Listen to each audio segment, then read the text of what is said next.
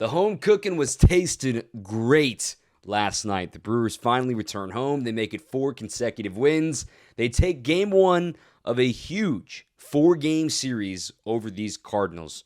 A lot to unpack, but a reminder, Corbin Burnes is the best pitcher in baseball. Controversial, I know. Let's jump into the numbers. You're Locked On Brewers. You are Locked On Brewers, your daily Milwaukee Brewers podcast. Part of the Locked On Podcast Network, your team every day. Good morning. It is Tuesday, June 21st. Thanks for making us your first listen of the day. I'm Dominic Cotroneo. This is Locked On Brewers, your only daily podcast dedicated to the Brew Crew. All season long, we post episodes Monday through Friday, wherever you get your podcasts, free and available, as well on YouTube, the video version of all of these. Today's episode is brought to you by Rock Auto. Amazing selection and reliably low prices. All the parts your car will ever need. Visit rockauto.com and tell them that Locked On sent you. The Brewers win 2-0 last night.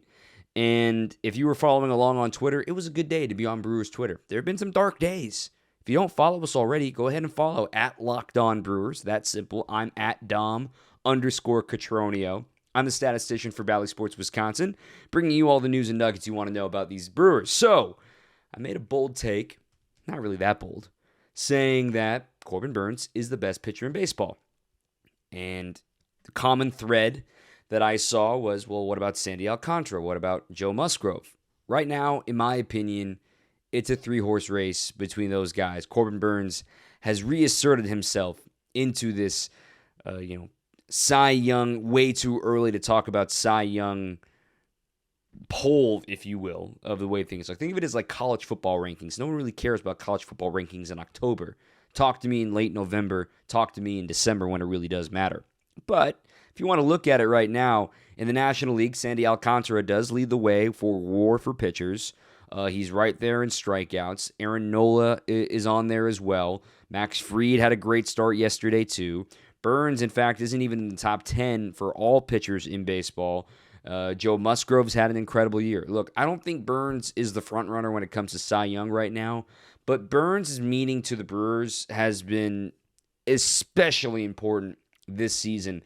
Losing Woodruff for the last month or so, not having Peralta until August at the earliest probably. What Burnes is able to do right now, shaking off those 2 bad starts earlier this month, to go up against the Cardinals, who have been playing very well, just dropped 2 out of 3 in Boston, we know, but a team that doesn't strike out, and a team that you just shut out over the span of 7 innings the last time you saw them in late May, and a team that you struck out 11 times against last time. How do you respond to that? How do you make sure you can do better? And the difference, too, of that last start in late May, he got run support. Brewers got the bats early and often against the Cardinals, and ironically enough, also against Miles Mikolas. In this one, it was a true pitcher's duel. Hat tip as well to Miles Mikolas. He's had an incredible year. He has really learned how to pitch in the big leagues, and he has developed into a very fun success story. Remember, of course, he left Major League Baseball for a couple of years ago over to Japan to pitch there for a couple of seasons, and now he is back from Yomiuri and has spent the last since 2018 with the Cardinals, and he is now 5-5 with an ERA still sub 3 this year. So he's been very, very good. A tough hit, I should say, for the Brewers. But Burnes, man, I mean, he goes 7 shutout innings. He allows 2 hits, both to Juan Yepez, another hat tip to him. A pair of walks, no runs, obviously, and 10 more strikeouts. It's his 17th career double-digit strikeout game. Pretty darn good. It's his 5th double-digit strikeout game this season. His 2nd consecutive against the Cardinals. By the way, 5 double-digit strikeout games this year. That's the most in baseball. I mean, this dude is unreal. He follows up 11 strikeouts in 7 shutout innings, a couple of weeks ago against the Cardinals with 7 shutout innings with 10 more strikeouts against the Cardinals.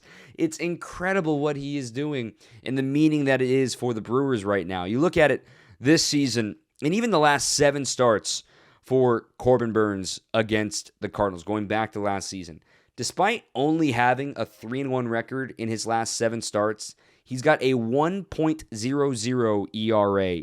That's in 36 innings. He's allowed 4 earned runs in 36 innings in his last 7 starts against the Cardinals. That's exactly what you want from your ace facing your divisional rival. Also, he's got 49 strikeouts in those 36 innings. In case you were wondering what 49 strikeouts in 36 innings for strikeouts per 9, that's 12.25.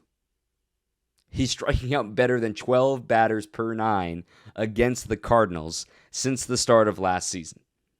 Again, the guy against the team you're going to face the most as the ace of the Brewers, a divisional opponent, doing his job against the Cardinals. He now has 110 strikeouts. That is the most in the National League. He's trailing Shane McClanahan of the Rays by 3 now of the American League for the overall lead. He has 10 quality starts, which is third most in the NL, only trailing the aforementioned Joe Musgrove and Sandy Alcantara in the National League.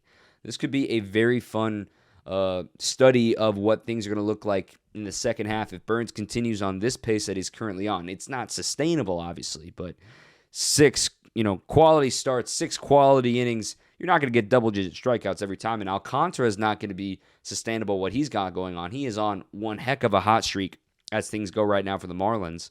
And I think voters are starting to realize, too, winning team for pitchers doesn't matter as much as it used to. I think Felix Hernandez kind of broke that ceiling a few years ago when he won his Cy Young Award. So Alcantara, even though he's on a losing team, I mean, look at his month of June. He's going to be the pitcher of the month in June. This month, he's thrown 31 innings. He's got 27 strikeouts. He's only allowed 4 earned runs, an ERA of 1.14. Opponents hitting 186 off of him. He's been incredible. And you look over his last 7 starts, he's worked into the 8th inning now in 5 of them. It's incredible what Sandy Alcantara is doing. The Brewers are very lucky they missed him down in Miami last month. I just wanted to get on my little soapbox and say, look, Corbin Burnes, it's impressive what he did last year, obviously, to be a Cy Young Award winner. Critics would say he didn't throw enough innings. Well, he did miss 2 weeks because of COVID. It's a weird year last year as far as disjointedness, and they wanted to make sure his arm was healthy. He still threw 167 innings. 167 innings last season was more than his previous 3 seasons combined in the big leagues. That's not including the minors. He had thrown 146 innings between 18, 19, and 20 in the big leagues, and then he follows that up with 167 innings last year, and now he's already thrown a total of 85 innings this year. So he could certainly get close to that 200-inning mark as things progress forward for Corbin Burnes. He gets the win. He improves to 5-4 on the season now. I mean, he's Cy Burnes. He's the best pitcher in baseball. The cutter was incredible. He had 20 more swings and misses in yesterday's game, 12 of them on the cutter. Burnes now has 14 games in the last 2 years with at least 20 swings and misses. That is the most in baseball by far. Max Scherzer is next. He's got 8. It's incredible, Corbin Burnes. I keep saying the same words. It's like that Lady Gaga meme where she's like, incredible, massive, and super important, amazing, beautiful. I just on and on and on with the amazing adjectives. Corbin Burnes. Ah, wow.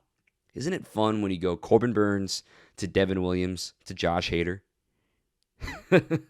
Just evil maniacal laugh there for Brewers fans. Burnes, Williams, Hader. 12 strikeouts total in this game against a team that's one of the hardest to strike out in the big leagues. You held Paul Goldschmidt to an 0 for 4 with 2 strikeouts. In fact, the top 5 in the order yesterday, they were a combined 1 for 19. And the 1 was the infield hit by Brendan Donovan in the 9th inning against Josh Hader. In total, they struck out 8 times of those 15 at-bats. Wow.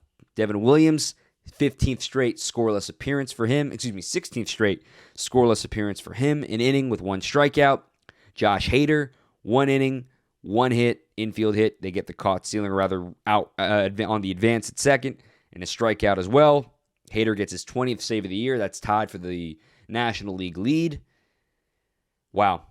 Bullpen was great again, too. They have now gone 28 and a third consecutive without allowing an earned run. I want to clarify that, an earned run. Brent Suter allowed an unearned run in New York.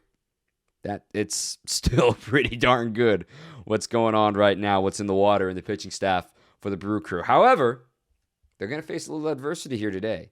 Got a new face making the start. I'll tell you more about that in a moment. I want to remind you about our presenting sponsor, Rock Auto. Look, there are so many makes and models these days. It's really impossible for your local auto chain parts store to find all the parts that your car could ever need. I mean, let alone stock them as well. You can endure pointless questioning on what model you have, what color it is, if it's a difference between, what's the difference between racer red and light red. I mean, just give me the part and let me see the entire selection. If you're going to order it off a warehouse, why don't I just go to rockauto.com? I've used Rock Auto myself. Super easy. You're going to save a ton of cash. You can pay the 30%, the 50%, the 100% markup at a chain dealer, or you can serve with Rock Auto, who've been helping do-it-yourselfers for over 20 years. There's no membership fee or anything like that. Their prices are reliably low for every single customer. You can go to rockauto.com right now to see all the parts available for your car or truck. And if you write Locked On in your How Did You Hear About Us box, that way they know that we sent you here at Locked On Brewers. Amazing selection, reliably low prices, all the parts your car will ever need at rockauto.com. Chichi Gonzalez making the start here today, spot start. We learned pregame yesterday that Aaron Ashby will be placed on the injured list with left elbow inflammation. He tried throwing yesterday and it did not work out. And right now, we hear this constant quote like, "Oh, we don't think it's that serious." We didn't think it was that serious with Willy Adames. Didn't think it was that serious with Colton Wong. We didn't think it was that serious with Brandon Woodruff. Granted, the ankle turned into Raynaud's syndrome, so that's a little bit different. I don't know what to believe. All you can do is sit here and be optimistic that it's not super lengthy for Aaron Ashby to be out. The word is that it hurt on his slider, especially, which is his most important pitch. He needs to have the slider working. So for Aaron Ashby to be placed on the shelf, another starter goes on the IL. No Woodruff, no Peralta, no Ashby now. So Chichi Gonzalez, who was claimed off waivers last week from the Minnesota Twins, is going to make the spot start, making his Brewers debut, pitching now for his fourth team in the big leagues. Chichi, he's 30 years old. He's from Delray Beach, Florida. Was selected in the first round out of Oral Roberts down in Tulsa by the Texas Rangers back in 2013. Chichi made his big league debut in 2015 with the Rangers. He appeared in 14 games, 10 of them were starts. A couple of years with the Rangers, then was dealing with injuries from 17, 18, and then made it back in the big leagues in 2019 with the Colorado Rockies.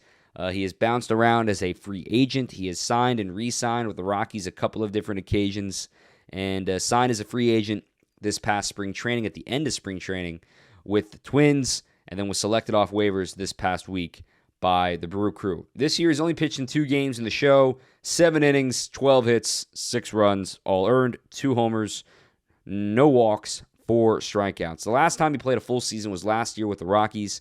He appeared in 24 games, 18 of them were starts. He threw 101 innings, a 6.46 ERA, but of course, we got to look at the splits because it is Colorado, always tough to pitch there. When you look at his home splits, opponents hit 444. His ERA at home was 6.75. I'm looking at 2022. Step back one more time. Home and road splits from last year. Opponents hit 327 at home, 294 on the road last year for Colorado. His ERA at home, 6.45. His ERA on the road, 6.48. So not exactly injecting a lot of optimism into you here, but it's a spot start. See how long you'll need him. Ethan Small had just pitched yesterday here with the Nashville Sounds, so he wasn't going to be available to be called up, even though he's already on the 40-man. Chi Chi's already on the 40-man. You're A-okay in that regard. So he will get the start, trying to see what he can find with the Brew Crew here in his debut in the blue and gold for MKE. Are you looking for length out of him? Probably not. You're just looking to see whatever you can get. You've got a pretty rested bullpen aside, of course, using Williams, you're probably not going to use Williams in 3 straight games since he closed out the game on Sunday and he closed out yesterday. So you're probably not going to use Williams tomorrow. You saved Boxberger. You gave Hobie Milner a day off, so that's good news for those guys. The most pitches that Chi Chi has thrown in the game this year is 68. That was on June 11th, his last appearance with the Twins at home in Tampa Bay.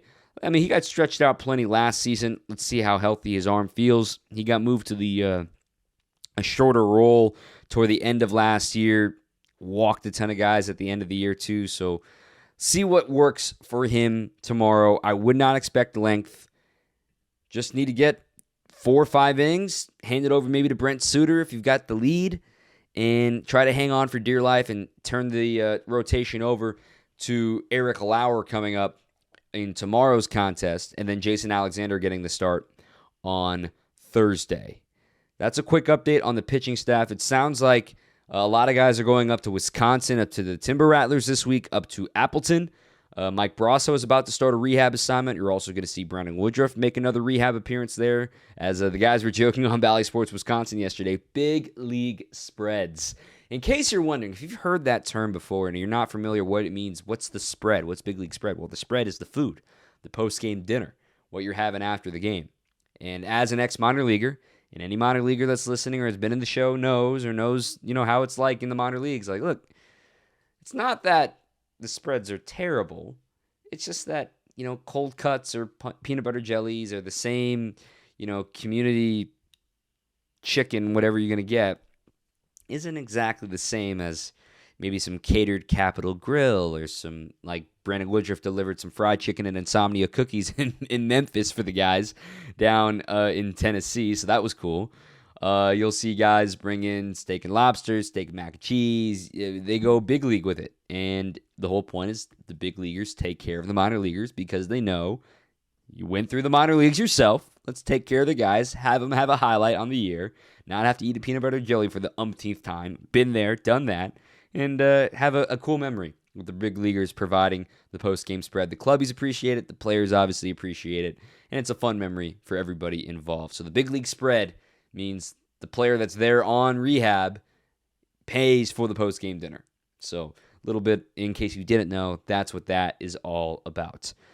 Again, Brewers win 2-0. I'm going to dive into the box score here just briefly before we get ready to preview here the rest of the series and talk about some overarching numbers from this. Tyrone Taylor, it was great to see him get that monkey off of his back. That was his first homer since Game 2 of the doubleheader on Memorial Day against the Cubs. Since that epic road trip he had. He had been ice cold since really taking hold of center field from Lorenzo Cain. So huge swing for Tyrone. He also added, he had a couple of good at-bats, went 1 for 3, played good center field defense as well. He's a good spot there in the 9-hole. I really like that fit for him. The 2-run homer obviously was the difference off Mikolas. Other spots in the batting order. How about Keston Hiura finally getting a start against a right-hander on the mound? He got hit by a pitch. He got a base hit in the right center. Also scored a run. That was on the Tyrone home run. Got hit by a pitch, drew a walk, so he was on base on 3 separate occasions. Didn't really have anything tested to him at second base yesterday, but he was playing second. Otherwise, Willy Adames has a multi-hit day, including a double. Rowdy Tellez had a double down the right field line. Brewers didn't get him in, of course. Hunter Renfroe also had a double. He scalded a ball 110 miles an hour that was robbed by Bader in the first inning, so he continues to be white hot right now. Also drew a walk. And the Brewers, again, the pitching staff was just gnarly with 12 strikeouts, only 2 walks. And furthermore, the Brewers as an offense, in their 8 innings of offense, they only struck out 4 times. Now, Mikolas is a pitcher that pitches to contact. But that's very encouraging to see. 4 strikeouts as a team, 2 walks drawn. See if they can continue that moving forward here in the series. Let's look ahead to the rest of this, look around the league here briefly. Before we do that, I want to tell you about our friends at Built Bar, of course. It's been a minute since we talked about Built Bar and their mud pies. If you're a chocolate lover, if you are all in on the sweet treat, the beautiful delicacy that is chocolate, the mud pie is your spot.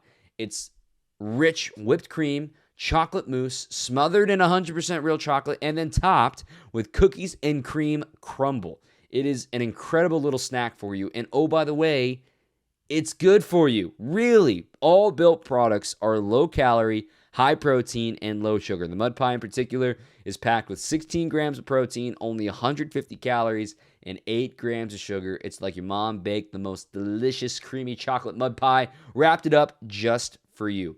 Mud pie ain't your thing? Don't worry. They got plenty of flavors available at Built, BUILT.com. They've got everything. The puffs, the bars, these mud pies. You're going to like something on there. Replace your desserts with Built Bar. Go to their promo code LOCKED15 at Built, BUILT.com. Again, the promo is LOCKED15, and you're going to get 15% off your order with our friends at Built. Finally, the Brewers get ready to try to, at least guarantee a split at worst. Remember, going into this series, these teams are an even 4-4 apiece in the season series. You will not see these guys again until after the trade deadline. So having the Cardinals stare at you up in the leaderboard will be very, very useful for the time being. It'll be Jack Flaherty getting the ball here today. Flaherty making his second start of the season while recovering from shoulder injury that he sustained during spring training. He'll be going up, as we mentioned earlier, with Chichi Gonzalez. We'll see what kind of length Jack Flaherty gets. It's been tough to watch. And look, I love watching greatness. It's been tough to watch Flaherty deal with the injuries he's dealt with the last couple of seasons. He only made 17 appearances last year, and at the end of it, he was coming out of the bullpen or just doing one set inning. He barely pitched in June and July. In fact, he didn't at all. He was on rehab for all of that. In his last start on Thursday against the Pirates, he went 3 innings, 3 hits, 4 runs, 2 were earned, 2 walks, 3 strikeouts. He also hit a batter throwing 60 pitches. See if he gets up to 75 or so as he works his way back to health for the Cardinals moving forward.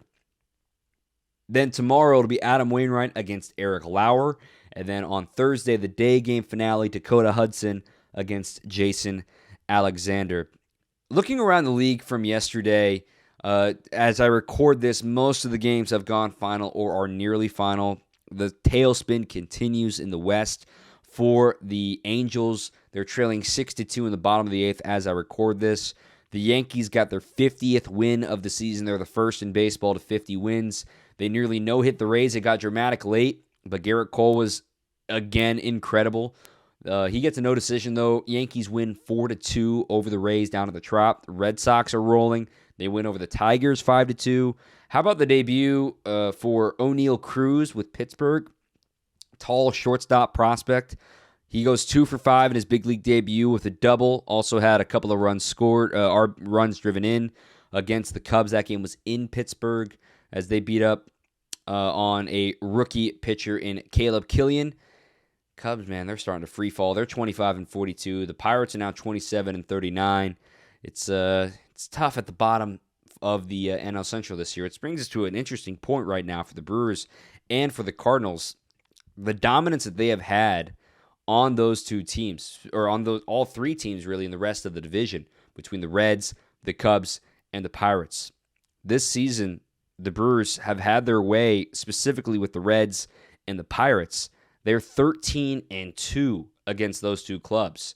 As for the Cardinals, they've been just as good, if not better, against the Pirates and the Reds this season.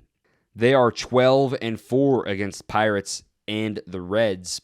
So when you look at the rest of the league, we talked about this in the season preview show. Vinny Rottino boldly claimed that these guys were going to win 100 games. I wasn't going to be so sure. He claimed it's because the bottom feeders of this league, of this division, but the rest of the league is so deep right now. And the way things are shaping up is that, look, in the American League, the Brewers are going to be facing the AL East in crunch time in September. You're going to see the Mets again as well in September. You're going to see the Yankees then. You got the Red Sox coming out of the All-Star break too. You got the Rays at the end of next week.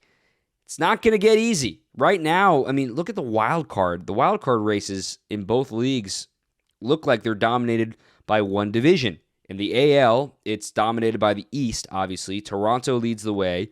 Cleveland has a spot. I want to give a shout-out to the Guardians right now. Jose Ramirez is the only guy lighting a candle to Aaron Judge, who could be the AL MVP at this point. Boston's right there in the third and final wildcard spot, but Tampa Bay's just a half a game back of that last wildcard spot. And then here in the National League, San Diego's leading the wild card, but they are right in the thick of it with the Dodgers, just a half game back of the Dodgers right now, who continue to struggle. And then the second spot is currently Atlanta. They're a game clear of San Francisco. So you've got 3 NL West teams in the playoffs, and Atlanta being that last team. St. Louis is a half game back of San Francisco as things stand right now for that second wild card. And by the way, San Francisco lost yesterday to the Braves. Just want to take a quick peek around the league, as it's not quite scoreboard watching season, but it's getting close. I think you're allowed to scoreboard watch in July. Personally, I say not until the second half, but I think you're allowed in July. So we're a little over a week away from that. Tonight, Chichi Gonzalez against Jack Flaherty. 7 o'clock, Bally Sports, Wisconsin. Hope you all tune in. Jeff Levering and Bill Schroeder on the call, Sophia Minert in the dugout. Craig and Tim Dillard on the pre- and post-game. I'm Dominic Cotroneo. Thanks so much for listening to Locked On Brewers. Go ahead and hit that subscribe button. We will see you right back here, same time, same place tomorrow. Your first listen of the morning. Until then, keep on swinging.